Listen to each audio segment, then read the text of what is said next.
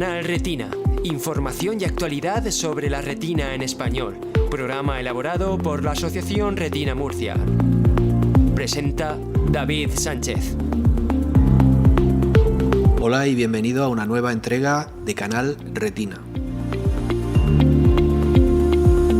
Hoy nos hemos venido hasta Valencia para hablar con José María Millán Salvador, que trabaja en el Instituto de Investigación Sanitaria La Fe de Valencia. Y vamos a hablar sobre el síndrome de Usher. Pero primero déjame que te recuerde dónde puedes encontrar este podcast. Lo puedes hacer en la web www.canalretina.org y también en las plataformas iVoox, Apple Podcast, Google Podcast y Spotify. Además, si lo que prefieres es ver el episodio, lo puedes encontrar también en el canal de YouTube de la Asociación Retina Murcia, donde encontrarás una lista de episodios que se llama Canal Retina.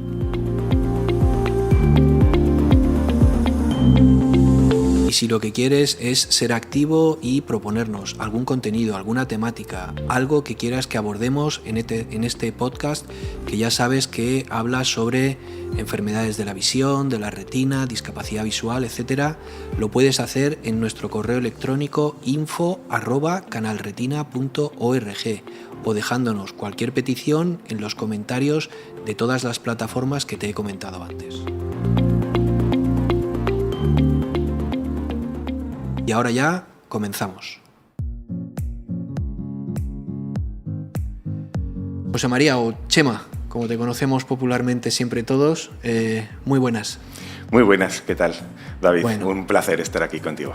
Nos alegramos mucho. Hoy hemos venido a Valencia para hablar con José María Millán Salvador, que como he dicho antes es investigador en el Instituto Sanitario La Fe de Valencia, y hemos venido a hablar sobre todo de un síndrome.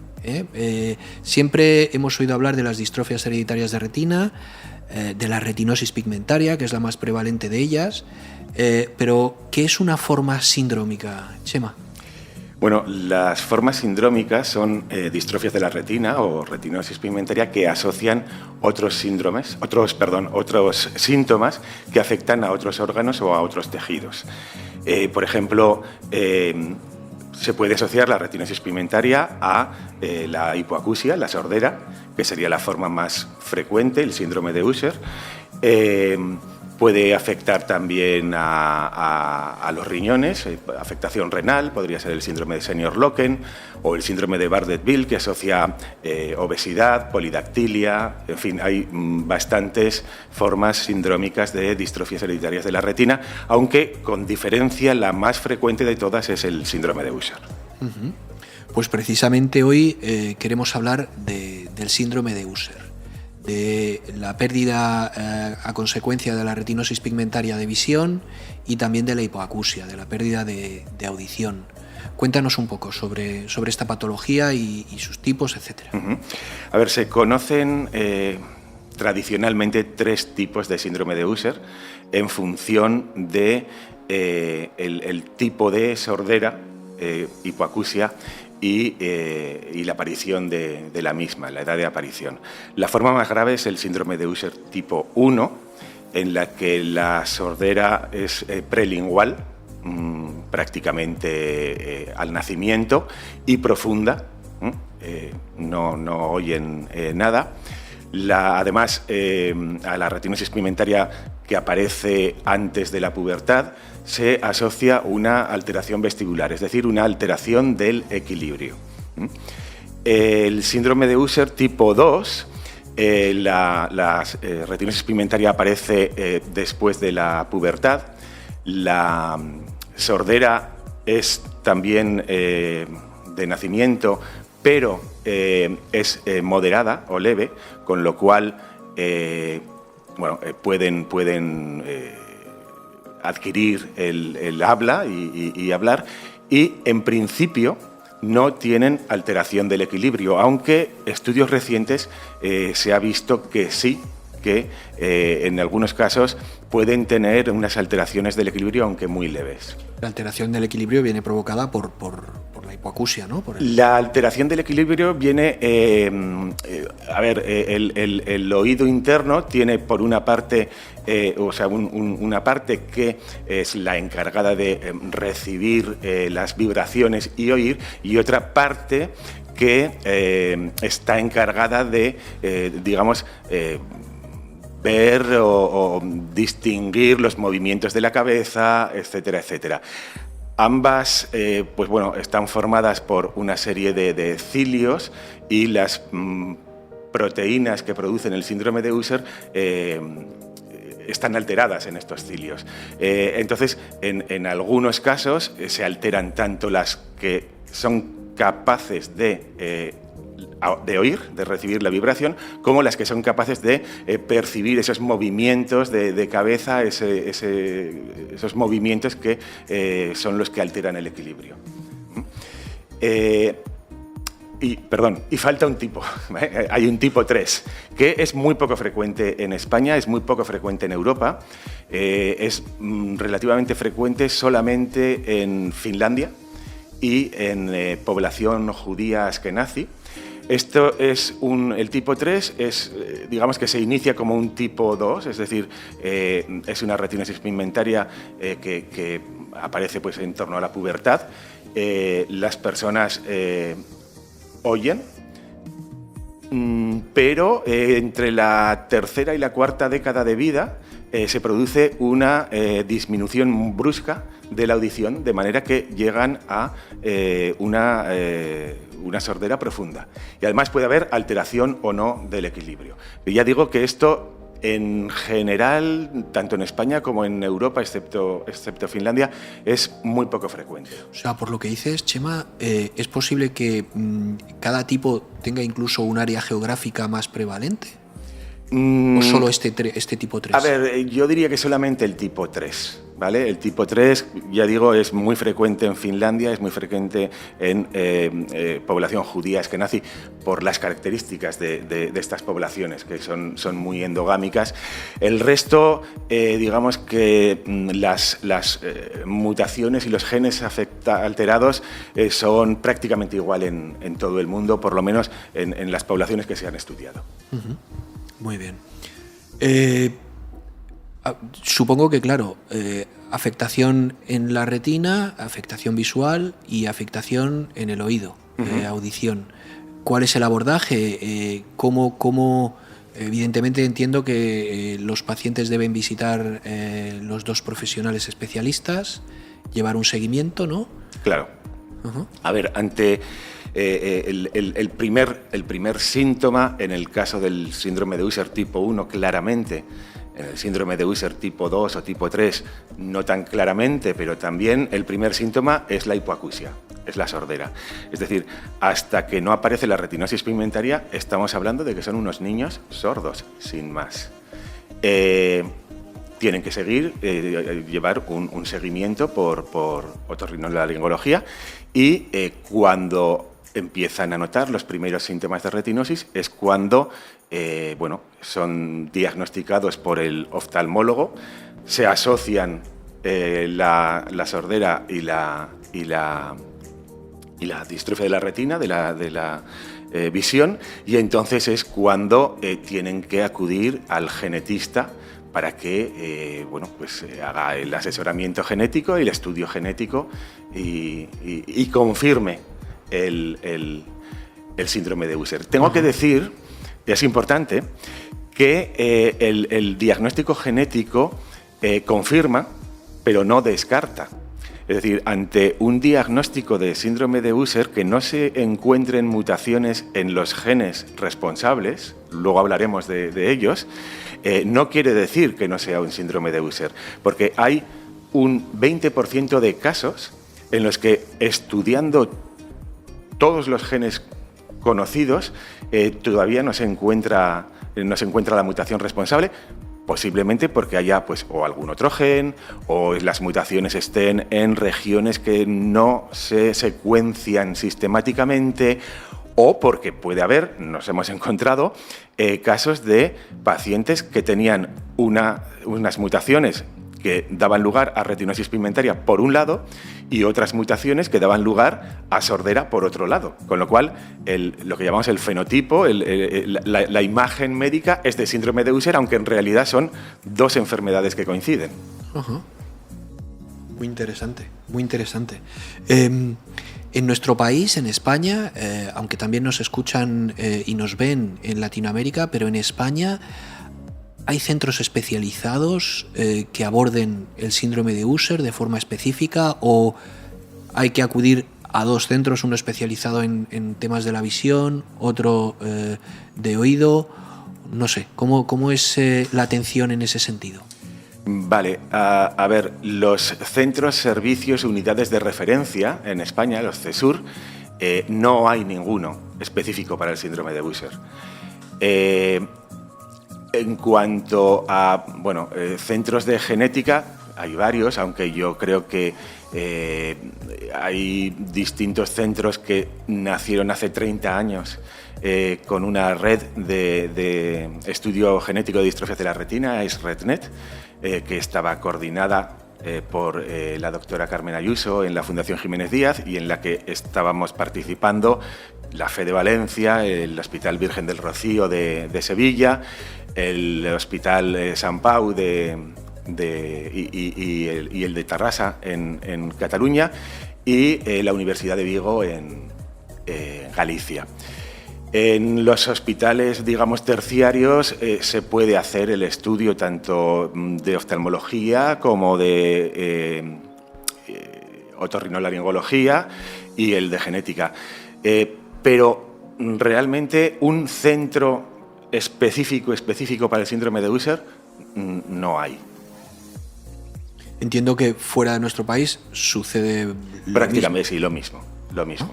Los hospitales terciarios que tienen los tres servicios, pues bueno, pueden seguir al paciente, hacerle todos los estudios, el seguimiento anual, las intervenciones que sean necesarias. En estos momentos solamente para la hipoacusia, claro, porque la retinosis pigmentaria tratamiento no tiene.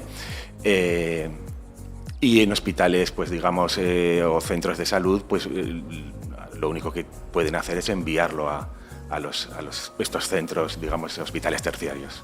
Uh-huh.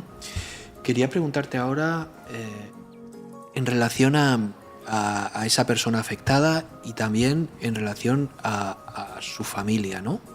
Cuando en una unidad, cuando en un servicio dais o confirmáis, ¿no?, mediante prueba genética el diagnóstico clínico y dais un resultado como síndrome de Usher y además atendiendo, entiendo, al gen, incluso el tipo de síndrome de Usher que se trata, ¿cuál es la reacción? Pero tanto del afectado como de la familia, ¿no? Porque entiendo que yo soy afectado por una distrofia de retina, ¿no? Y entiendo que añadir el problema visual, el problema de audición, tiene que ser algo complejo, duro. Sí, la noticia es un shock, especialmente para los papás, ¿vale? Cuando se diagnostica, pues eso, en una persona pues que no ha alcanzado la pubertad. Yo veo, hay dos problemas fundamentales. La hipoacusia no es uno de ellos, porque para el síndrome de Usher tipo 1 han nacido ya con ella y bueno, ya se han acostumbrado, tienen implantes cocleares, o para el tipo 2 pues pueden funcionar con audífonos. El problema principal es la pérdida de visión para todos. O sea, lo que más les preocupa es la pérdida de visión. Me voy a quedar ciego del todo, esto va a ser rápido. Es la principal preocupación, tanto de los padres como de los afectados. Y el segundo problema, también importante, ¿esto lo voy a transmitir a mis hijos? Bueno, por eso es importante también hacer el estudio genético. En estos momentos las técnicas de secuenciación han avanzado mucho. Se puede hacer el estudio a las parejas para ver si son portadores o no, y se puede dar un asesoramiento genético mucho más adecuado que hace unos pocos años. Pero son los dos principales preocupaciones para mí. O sea, la retinosis, ¿cuándo me voy a quedar ciego? Si es que me voy a quedar ciego. Quiero decir que en general todos mantienen un resto de visión. Y la descendencia, o sea, ¿lo voy a transmitir, sí o no? Claro, lógico. Te iba a preguntar ahora si es importante saber el gen, ¿no? Creo que ya estabas contestando a ello. Claro. A través de la incertidumbre que te plantean afectados y familias, pero sin duda, y hoy más que nunca, ¿no? Es importante saber el defecto genético. No sé cuántos genes están implicados específicamente en síndrome de Usher hoy por hoy, si lo sabes. Y bueno, y luego hablaremos de las expectativas, ¿no? Pero importantísimo el asesoramiento genético pre y luego también post, ¿no? Sí. Después de obtener el gen para pues saber alternativas y cómo actuar, ¿verdad? Claro. A ver, el simple hecho de saber cuál es el gen alterado, desde mi punto de vista ya es, digamos, terapéutico. Es decir, la persona sabe lo que tiene, pero no sabe la causa. Y cuando se lo dices, bueno, por lo menos ya lo sé. Es esto lo que me pasa y como tú dices, a partir de aquí puedo saber si tengo un riesgo de transmitirlo a la descendencia o no. En fin, hay cosas que hacer. Segundo, por supuesto, es fundamental para un asesoramiento tanto pre como post prueba genética, que además por ley es obligatorio en España. Es el único país de la Unión Europea que por ley, antes y después de un estudio genético, hay que hacer ese asesoramiento. Tercero, por las terapias que van a venir. Las terapias que van a venir para el síndrome de Usher, por lo menos los ensayos preclínicos y clínicos para los distintos o algunos de los genes están basados en terapia génica, con lo cual si tú no conoces cuál es el gen que tienes alterado e incluso en algunos casos qué tipo de mutación, no vas a poder entrar en esos ensayos clínicos o eventualmente en los tratamientos que se puedan aprobar. Me preguntabas cuántos genes hay. Pues en estos momentos se conocen 10 genes distintos que pueden dar lugar a síndrome de Usher. 6 para el Usher tipo 1, 3 para el Usher tipo 2 y 1 para el Usher tipo 3. Además, hay una serie de genes que producen lo que se llaman síndromes de Usher-like, ¿sabes? Parecidos al Usher. Que, bueno, pues clínicamente se pueden confundir y hay que tenerlos en cuenta también a la hora de hacer el estudio genético, porque puede ser que no encontremos mutaciones en estos genes Usher porque los tengan en estos otros genes. Ajá. Interesante, qué interesante. De lo que comentabas ahora, lo que llevamos reivindicando desde Canal Retina y las asociaciones de pacientes, sobre todo, es esa obligatoriedad, ¿no?, que nos dicen de asesoramiento pre y post, y sin embargo la paradoja de que en España no está aprobada la especialidad de genética clínica, ¿no? Sí. Qué pena, ¿no?, que no avancemos en este sentido. No tiene sentido no tenerla. España es el único país de la Unión Europea que no lo tiene y realmente al final los que se ven perjudicados sois vosotros, sois los pacientes. Es así. Bueno, tú lo decías, ¿no? Importante es saber el gen por las investigaciones que están por llegar, por los ensayos clínicos que están en marcha y por las futuras terapias que parece que pueden estar más cerca, ¿no? En España ya tenemos una terapia aprobada para el gen RPE65, para retinosis pigmentaria y para maurosis congénita de Leber, afectadas pocas personas, en este caso en nuestro país, pero están más cosas por llegar. Y en este caso, en el síndrome de Usher, pues parece que viene alguna cosa, ¿no? ¿Qué le podemos decir a quien nos esté escuchando y tenga este síndrome? Sí, tengo que decir que los ensayos clínicos se están haciendo para tratar el problema de la visión, de la retina. En general, el problema de la audición, en los casos de sordera profunda, se resuelve con ahora implantes cocleares, que en la mayoría de los casos funcionan, sobre todo cuando se interviene de forma precoz. Y en el caso del síndrome de Usher tipo 2, pues bueno, basta con audífonos y también se puede resolver. El problema es la retinosis, que, bueno, pues como tú has dicho, de momento solamente hay un tratamiento aprobado para un gen concreto en el mundo. Lo bueno es que pues en estos momentos hay un proyecto europeo en el que participamos para la terapia génica para el gen miosina 7A, que es el principal responsable de Usher tipo 1. Hay otro ensayo clínico que en breve va a comenzar, incluyendo España, será la Fundación Jiménez Díaz, para mutaciones en una región muy concreta del gen US2A, que es el principal responsable de Usher tipo 2. Ensayos preclínicos hay un montón. Hay estudios también para hacer modelos animales, como por ejemplo cerdos, que se asemeja el ojo mucho más, la retina mucho más al humano, para distintos tipos de genes. El problema principal de la terapia génica para el síndrome de Usher es que los genes de síndrome de Usher son muy grandes. Y la terapia génica, lo que consiste es en introducir el gen en lo que se llama un virus adenoasociado, y ese introducirlo en la retina. Así es como funciona el DRP65.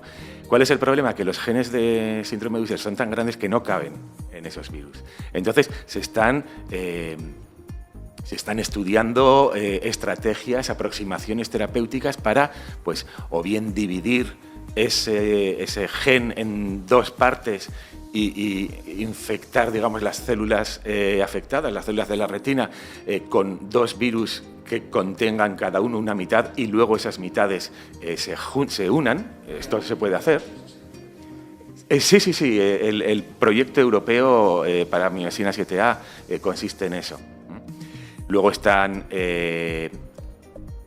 la famosa tecnología CRISPR, para edición genética, que es muy prometedora, y bueno, pues en cuanto se resuelvan algunos problemas, pues esperemos que se pueda utilizar para estos genes.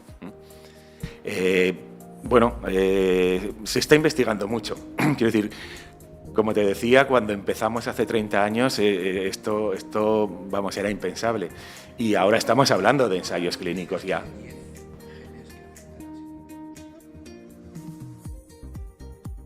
Para dos. Para uno, y para miosina 7A es razonable pensar que cuando acabe este proyecto también lo haya. Ese es el objetivo del proyecto, vamos. Por lo tanto, es alentador y por lo menos esperanzador, ¿no? Sí, de cara a un futuro, porque además todo esto evoluciona de una forma muy, muy, muy rápida, aunque nos parece que no. Hay una duda que tienen también muchos afectados en España y fuera de España, también en Latinoamérica, que es ¿cómo puedo yo participar en un ensayo clínico? Porque muchas veces ves el titular de ensayo clínico para tal patología, para tal gen, y tú dices, anda, es el mío.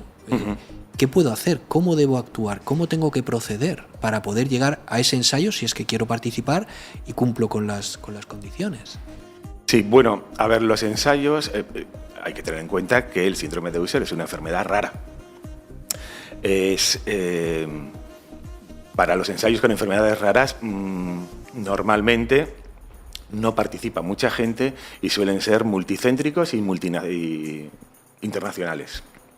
Es decir, pues por ejemplo, para este ensayo del síndrome de Usher tipo 2 causado por mutaciones en US2A, posiblemente se cojan a 10 pacientes de cada país, Europa, Estados Unidos, con un centro exclusivamente en cada país. Es decir, Si se va a hacer, por ejemplo, en la Fundación Jiménez Díaz, pues a lo mejor la empresa, normalmente es una farmacéutica que gestiona el ensayo, va a decir, España va a participar con 10. Entonces, este centro, pues bueno, elegirá a las personas normalmente más cercanas geográficamente, que cumplan los criterios tanto genéticos como clínicos, que también los hay. Para este estudio, cuyo objetivo es un ensayo clínico para el gen miosina 7A que te comentaba, de síndrome de Usher, bueno, pues España ha participado con 18 pacientes que están seleccionados de los registros que tenemos en la Fundación Jiménez Díaz y en el Hospital La Fe. De estos 18, pues bueno, luego también se seleccionarán pues en función también la sintomatología clínica, etcétera, etcétera. Pero son 18 en toda España, no pueden ser más. No pueden ser más. De todas maneras, a ver, participar en un ensayo clínico al final es un acto altruista, ¿es así? ¿Vale? Porque es que mucha gente confunde un ensayo clínico con un tratamiento. No es así. El ensayo clínico puede no funcionar o puedes recibir placebo. Lo importante, por eso digo, es un acto de... aclaremos para aquellos que nos escuchan. Claro. Placebo es... placebo es que no te dan el tratamiento. Lo simulan, pero no te lo dan. ¿Vale? Y tú no lo sabes. Y tú no lo sabes, exacto. Eso, por lo tanto, no estás tomando eso. Es un acto altruista hacia los demás afectados y hacia los que vayan a venir en el futuro, ¿vale? Porque si funciona, entonces sí que habrá un tratamiento que se comercializará y que será para todos, como RP65, como el Luxturna. Estupendo. Chema, para concluir, un mensaje a todas aquellas personas afectadas por síndrome de Usher en cualquiera de sus tipos, principalmente en el 1 y en el 2. ¿Qué les podemos decir de cara al futuro? Uh-huh. Y sobre todo pensando en aquellos afectados pues, jóvenes, en su segunda, tercera década de vida. ¿Qué mensaje les podemos lanzar? A ver, yo les daría un mensaje de esperanza moderada, quiero decir, no abrir una ventana, pero realmente, con 30 años de experiencia, lo que he visto es que el crecimiento del conocimiento y las terapias, las aproximaciones terapéuticas para este síndrome está siendo exponencial. Estamos ahora en un momento en el que ya empezamos a hablar de terapia génica para las distrofias de la retina. Se empieza a hablar, aunque vaya un pasito quizá por detrás, de terapia celular, para aquellos casos en los que el resto visual sea tan bajo que la terapia génica no sirva. Se podría hacer un trasplante de fotorreceptores. Por supuesto que se estudien genéticamente, eso es muy importante, tanto para una posible terapia que vaya a venir como para la posible descendencia, para saber si tienen riesgo. Y luego, bueno, que sepan que en los centros en los que llevamos mucho tiempo estudiando este síndrome, pues tenemos registrados a los pacientes con las mutaciones correspondientes, de manera que cuando nos enteremos, que nos enteramos, porque estamos en un consorcio europeo, de que algo se mueve, alguna terapia, algún ensayo, nos vamos a poner en contacto con ellos para, si quieren, que puedan participar. Pues... ni una palabra más. Estupendo. Muchísimas gracias, Chema. Gracias por tu trabajo. La enhorabuena también, porque eres el actual premio Fundaluce de la Fundación de Lucha contra la Ceguera. Y nada, hemos aprendido mucho en relación al síndrome de Usher. Te lo agradecemos y quedamos a tu disposición. Muchas gracias. Yo estoy a vuestra disposición también. Ya lo sabes, David. Venga, muchas gracias a ti.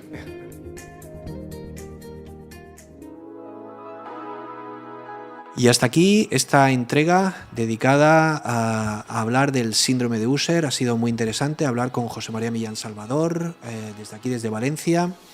Ya sabéis que si el episodio os ha gustado, podéis darle a me gusta en cualquiera de las plataformas donde lo visualicéis o lo escuchéis, dejarnos vuestros comentarios, vuestras apreciaciones y sobre todo compartirlo en vuestras redes sociales, hacerlo llegar al mayor número de personas posibles para que el contenido que elaboramos sea de utilidad para todos. Por nuestra parte nada más, nos despedimos, nos emplazamos hasta una nueva entrega de nuestro podcast de Canal Retina y como siempre os decimos, Retina Murcia, mira por ti. Presentado por David Sánchez. Coordinación y grabación Elena Esteban. Audiomontaje Jesús Gómez. Videomontaje y publicación Martín Peirán. Transcripción Andrés Torres. Este podcast se ha producido con la colaboración de Novartis,